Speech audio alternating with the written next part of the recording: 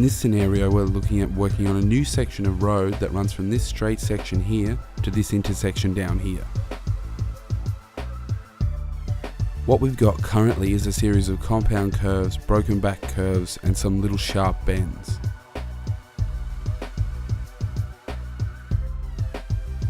Basically, it has pretty bad geometry. While this section of road is limited to 80 kilometers an hour, it should really be even less than that because it's not a very comfortable drive. What we want to do is upgrade this to 100 kilometers per hour and design it to 110. Now we've got a road corridor we can look at if we turn on registered parcels. We've got a bit of room to move, but it could be that we may need to look at some land resumptions. Perhaps through here and even along here somewhere. Now that looks rather close as it is, so turn those off for the moment. First, we'll create an alignment. There's a horizontal component to that, which we'll do first, followed by a vertical component. Then we'll add super elevation and create a corridor, so that we can export to machine control. And we'll do earthworks volumes on that. So let's get started. We'll turn on the surface that we're using. This is a surface based on LiDAR that has been clipped back just to cover the road area. So first of all, under the corridor tab, we go to create an alignment. We'll call it new alignment.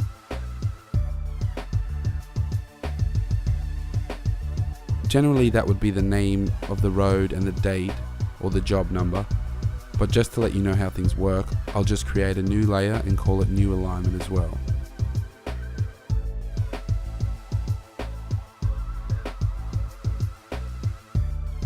What we're also going to do is use a guide. So we'll create a string out of straights and just use it to guide where the alignment is going to go. We'll make the guide color magenta and the line weight 0.25 millimeters. The new alignment will make orange and a similar line weight. So OK that. Before creating the alignment, we go to CAD, create line string, and this one is going to be guide. It's on layer guide, and it's going to be created from a series of straights. So the starting coordinate is going to be in the middle of the road up here, and that's going to run as a straight. We'll just use straights at the moment to the middle of the road down here. Now close that because we'll start a new line for the next straight. So what we're going to do here is create a straight here, a straight along here. We won't put it down the middle of the road because I think we're trying to get rid of that S-bend here. Straighten this out so this just becomes one curve and two straights. And likewise here, one curve and a straight in and a straight out. So you can see this long wonky bend here. Well, we'll probably bring that around to the point where we just make that into a single straight, moving into another broad sweeping curve and another straight up the hill to a curve going out to this bearing from the intersection there. So the second line we put in will be the same name because it will end up being the same straight actually. From roughly there to around here somewhere.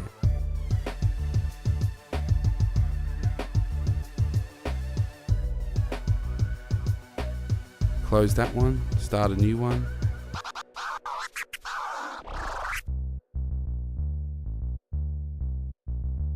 Around about here. Try and take that S-bend out.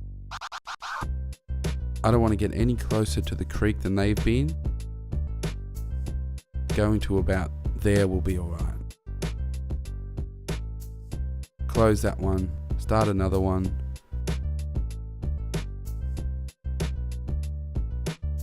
So that one's going to come up through to around about there. We'll line it up there. So So it'll come from about here, run up the hill to about there, and then the last one will be more or less from that driveway to the edge. So this is really just to pick up a curve coming through here. So now what we need to do is we need to extend those. So if we go to edit, use trim extend function, go one line to bounding line. Now the way this works is these will all be extensions. I can extend this according to this as a bounding line. So if we nominate that as the bounding line and that one as the line to extend, that puts this intersection over here. So now we can reverse that. Use that one as the bounding line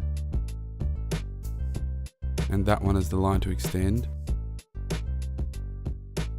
And we can use this one as the bounding line and that one as the line to extend. And if you make any mistakes, you can just go back and fix them up. So make that one as the bounding line and this one as the line to extend. Similarly for the next two curves, we can say that's the bounding line and that's the one to extend. That's the bounding line and that's the one to extend. And then that's the bounding line and that's the one to extend. And that's the bounding line and that's the one to extend. I think you'll probably get what I mean. So I'll close that. Now we want to join those to create a simple line out of all of those. Not that it's actually necessary, but we'll do it anyway because it's so quick and easy. Alright, so that's just a single polyline. Close that one now. Now what we want to do is to create an alignment, but we want to use the inscribed curves at intersection points.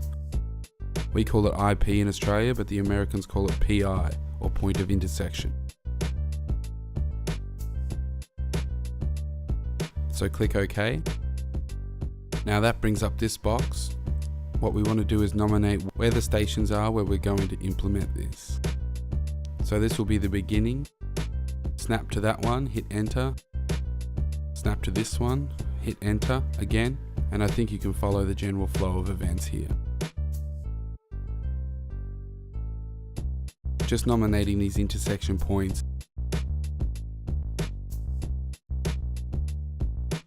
And also the beginning and the end of the alignment.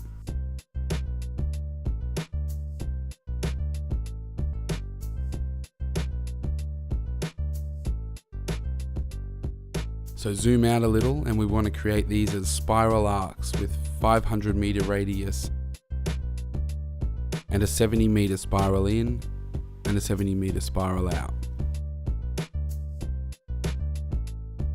Likewise for this one,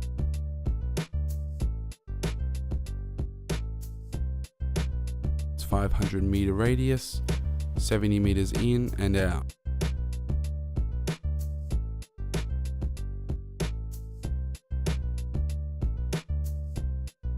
Now this one's a bit longer, so go about 700 for that one. This can be iterative as well, so we'll just make that maybe a 150 lead in, lead out. A nice sweeping curve, nice and comfortable for the motorist. So this one is the little spiral up the top. We're using 500 meter minimums.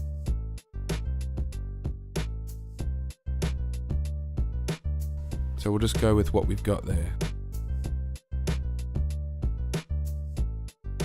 Now let's just see how that works. Okay, that's picked up that intersection right through the middle, so that's good.